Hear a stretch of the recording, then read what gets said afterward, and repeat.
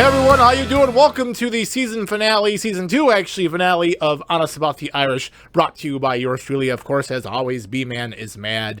Let's get right into it. Okay, it's been about 5 days. It's almost been a week since the Fiesta Bowl. It has been almost a week since Notre Dame's season ended in a loss. And a lot of things have changed since Saturday for me, emotionally, and my voice is back. I actually lost my voice for a couple days. That's why I'm posting this now. And this is the reason why there's a little bit of a late reaction. Usually I try to do it two to 3 days, but not 5 or 6 days after a game. But since there are no more Notre Dame games until next September, this gives me a little bit of advantage, a little bit of cushion to relax my voice and present you guys my opinion about Saturday's epic collapse of Notre Dame defense. I mean, where do I begin? Since I'm more calm now and I'm more relaxed and it's almost been a week and I've accepted what happened on Saturday, I am still pretty pissed. I am still pretty angry. I am shocked. I wasn't heartbroken on Saturday. I was more angry than I've ever been with a Notre Dame game. And listen, I've seen some bad Notre Dame games. I've seen some bad losses. I've seen some heartbreak losses. And this loss was a different kind of loss for Notre Dame. It's just the way they lost, giving up a 3-touchdown lead, not able to run the ball. At first, I thought maybe going into the second quarter, well, maybe they're not running the ball because this is what they plan the game around, was to throw the ball up and down the field on Oklahoma State. Now, remember, Oklahoma State had a top 10 defense and had one of the best defenses in the Big 12 Conference. So, you know, you gather all that, you give it the benefit of the doubt, but then in the second half, when things start to go to shit, and you start things to see go off track, then you're starting to think, questioning Notre Dame, as you're seeing their lead evaporate. Now listen, let me rewind a little bit here. When Notre Dame gave up that touchdown right before halftime, it was a 4-play drive. Oklahoma State literally went down the field quicker than like a minute. I think it was like a minute and 15 seconds. It was quick, okay? They went down the field and scored. There was still a minute 15 left on the clock, or maybe a little less than that. Notre Dame had a chance to go down the field. They had timeouts left. I believe they had all 3 timeouts left and could have opened up the score even more. But at that point, when Notre Dame took the knee, went into the second half, went into halftime up by 2 touchdowns, I knew right there Notre Dame was in trouble, because they couldn't stop Oklahoma State. And the most important thing that I knew that was going to happen is that Notre Dame wasn't going to make adjustments. Because we've seen, and listen, I know he's not here anymore, but what we've seen with Brian Kelly era teams, that he is poor at making adjustments in the second half. And that clearly was shown in the second half, and that was the reason why Notre Dame lost. Now, I'm not going to sit here and blame Marcus Freeman. I'm not going to sit here and say, see, this is what we get after one game. This guy's not a good coach. Fire him. Like some fans are probably thinking. They won't say it because they don't want people to think they're mentally ill. But I actually seen comments where Marcus Freeman looked confused and Marcus Freeman looks intimidated and Marcus Freeman looked out-coached on the sideline there in the second half. I don't believe that whatsoever, okay? Give the guy the benefit of the doubt. I hate doing that because I never give anyone the benefit of the doubt, but it was the guy's first game. These aren't his full players. These aren't his full recruiting class. Give him 3 to 5 years and see what happens. Okay. I'm not going to sit here and break down the whole game and every play and every stat in the series season finale here. I'm just going to tell you how I felt and what I think happened. All right. Let's talk about what Notre Dame has continued to do in a negative fashion since 1998. And that is they cannot win in a New Year's Six bowl game. And that is that they cannot win in a big spotlight game. Except for last year, of course, against Clemson when they took down the number 1 team in South Bend. But when it comes to New Year's Day bowl games, when it comes to semifinal college football games, and when it comes to a national championship game like in 2012, Notre Dame has not been successful. Since 1998, Notre Dame is now 0-8, previously 0-7. The only difference between the first 7 games since 1998 New Year's Six bowl games was that Notre Dame was outscored by an average of 24 points. This Notre Dame was actually up by 3 touchdowns at one point, and then this game, Notre Dame had the lead throughout pretty much the whole game up until the fourth quarter. The way they lost, for me, wasn't agonizing. It wasn't heartbreaking. It's just good old-fashioned Notre Dame on New Year's Six bowl game. Yes, that was established. However, what was different about it is that Notre Dame was competitive. Notre Dame was winning. Notre Dame was up by 3 scores, and they completely blew it and pissed down their pants like they've done since 1998 in a New Year's Six bowl game. Let me tell you something. I am an old man. I am 42 years old. Okay, Notre Dame has not won on a New Year's Six bowl game since January 1st, 1994 against Texas A&M in the Cotton Bowl. Guess where B-Man was then? He was in 8th grade. 8th grade, about a half a year away from being a freshman in high school. Living in Marcellus, Michigan. That is a long time ago. I believe that was even before the movie Braveheart came out. And that tells you how long ago that was. That's that almost 30 years ago. 28 years ago, folks. That's how long it's been since Notre Dame has won a New Year's Six bowl game. Now, 95 and the 96 and the 96 Orange Bowl, they were competitive against Florida State. That was actually a good game with Thomas Krug, the quarterback at the time. He came in because of the injured starting quarterback at Notre Dame in that year. But however, since 1996, Notre Dame has not really, up until 2022 this year, because they were competitive. But from 1996 to 2021, Notre Dame was not competitive at all in a New Year's Six bowl game. They were dominated, or a semifinal game. And this has been a trend continued by Notre Dame. And it's frustrating because let's fast forward from 1994 to now. Giving up that lead, evaporating it, made me so angry that I almost turned off the TV. And I've never, ever have turned a TV off for Notre Dame. When there was like 45 seconds to a minute left, I said, you know what, it's over. Notre Dame scored that late touchdown, one for the onside kick, and eventually they didn't recover the onside kick. Oklahoma State won the game. It was over, 37-35. Notre Dame finishes here 11-2. Right before the onside kick and that late touchdown Notre Dame scored, I didn't want to see any more of it. I was so angry. I was texting my family. I was texting friends.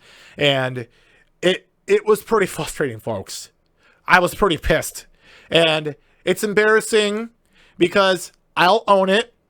I was talking shit about Michigan fans the night before on Facebook because I made good points about Michigan and Jim Harbaugh. The mysterious bee woman, who is every once in a while mentioned on my videos, she doesn't like to have her name thrown out there, said, you know what, B-Man, you are going to pay for this. Notre Dame is going to lose, and you are going to have to deal with it. That is going to be bad karma, and you jinxed Notre Dame. And you know what, folks? I probably did because I was going on Facebook after Michigan got slaughtered by Georgia, which 99.9% of the country knew it was going to happen. But it's probably my fault that Notre Dame lost. So all you Notre Dame fans out there, you can blame B-Man because I went on social media and I made fun of Michigan fans. You know what? I really don't care. Because like I said, when Michigan loses, no matter what happens in the outcome of Notre Dame, unless it's a national championship game, I am happy.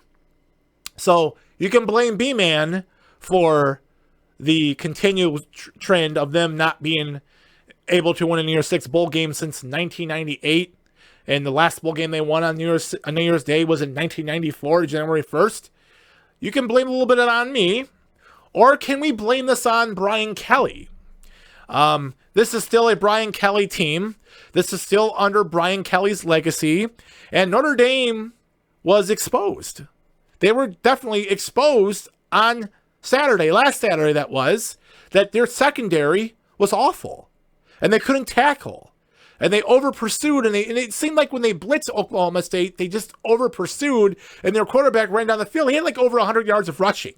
I mean, the quarterback was amazing for Oklahoma State. And listen, I know Jack Cohen set a record passing for over 500 yards and 5 touchdowns. He did have an interception there. I get that. Notre Dame couldn't run the ball. Notre Dame had trouble running the ball all game. I'm not going to sit here and say it was because Kyron Williams opted out for the NFL draft or Notre Dame players sat out or were injured. I'm not going to use that as an excuse. I don't think it would have made that big of a difference. Notre Dame just got outcoached and outplayed in the second half.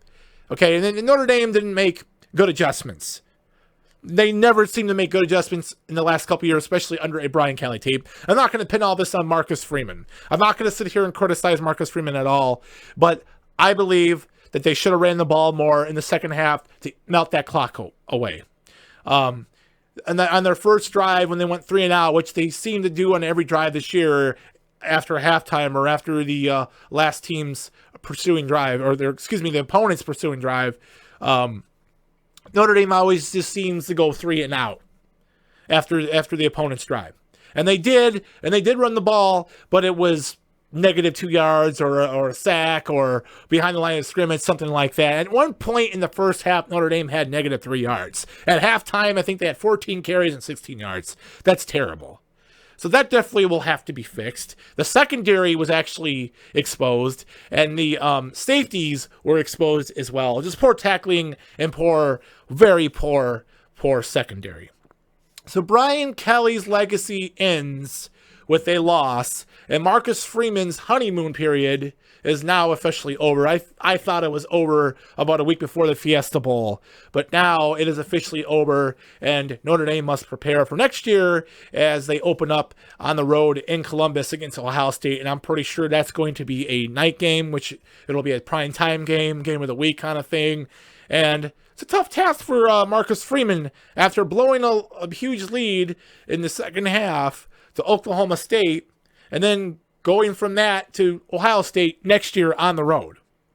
So a lot of things Marcus Freeman's going to experience here, and some people say that, well, this could be a good loss.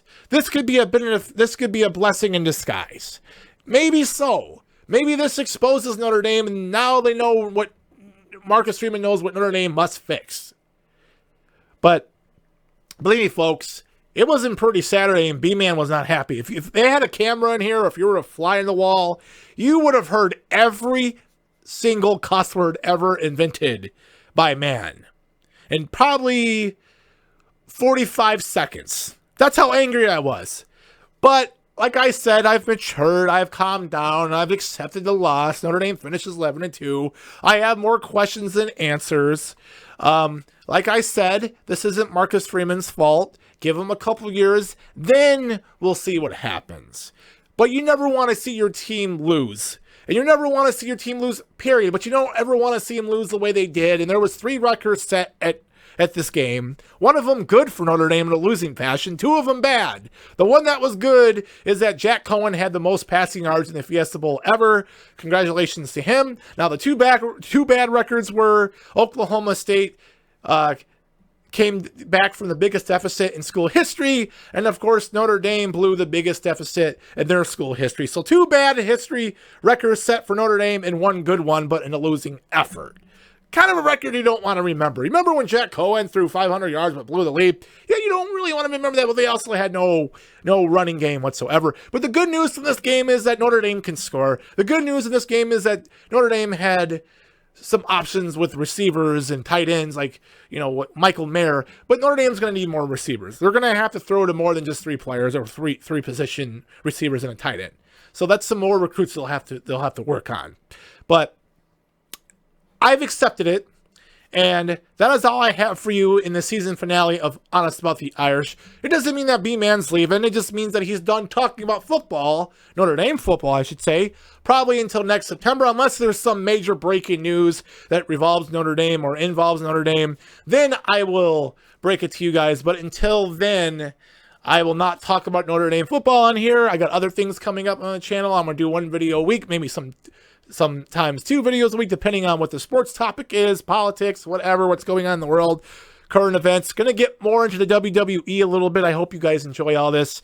I hope you enjoyed the season with me on Notre Dame football. I know it was a terrible loss on Saturday, but Notre Dame can learn from this, and so can Marcus Freeman, because right now, I hate to say it, because I hate saying this, because I never go on this, but I am giving Marcus Freeman the benefit of the doubt, and I will leave it at that. So 11-2 record for Notre Dame as they open up against Ohio State next year in Columbus. I will see you guys then in terms of Honest About the Irish, but you will also see B-Man on other videos and other projects throughout the next 8 or 9 months or so. But until then, I hope you guys enjoy the rest of your night. I hope you guys are staying warm if you live in the Chicagoland area, because it's only like 8 degrees right now, and it's freezing. It's even cold down here in my basement man cave, and I've got no socks down, and my feet are freezing. So, but until then, stay warm, and as always, go Irish. Take care, everybody.